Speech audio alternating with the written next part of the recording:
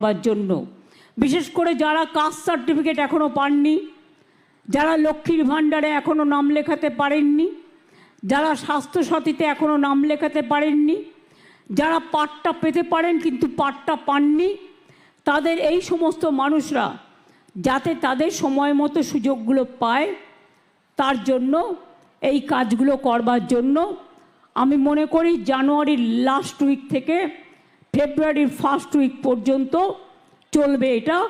কারণ ফেব্রুয়ারিতে আবার মাধ্যমিক পরীক্ষা শুরু হয়ে যাবে। মাধ্যমিকের ছাত্রছাত্রীদের জন্য আমার রইল অনেক শুভেচ্ছা, অভিনন্দন। খুব ভালো করে পড়াশোনা করতে হবে, কন্যাশ্রী বিশ্বশ্রী হতে হবে।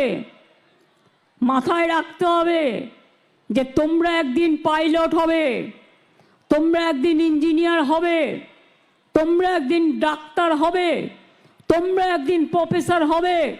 এখন থেকে ব্রত নাও, মানুষের সেবা করতে হবে। মানুষের সেবা করাটা আমাদের সবার ধর্ম।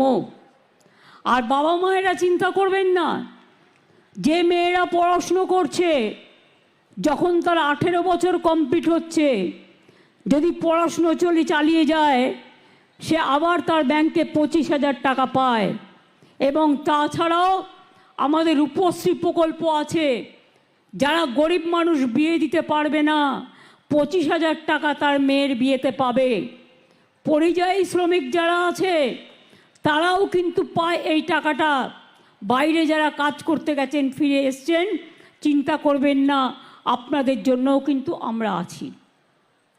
একটা কথা মনে রাখবেন, আমি কথা কম বলি, আমি আজে বাজে ভাষণ দিই না, কিন্তু আমি যেটুকু বলি আমি সেটুকু করি। আমি যেটা পারি না আমি সেটা বলি না। তার কারণ কটু কথা বলার, কুৎসা রটনা করবার, মিথ্যে কথা বলার অভ্যাসটা ছোটবেলা থেকে আমরা শিখিনি, তাই যেন ভবিষ্যতেও না হয়। পরিষ্কার বলি, সৎ থাকলে কি হয় জানেন? সৎ থাকলে আল্লাহর দোয়া পাওয়া যায়, ঈশ্বরের আশীর্বাদ পাওয়া যায়,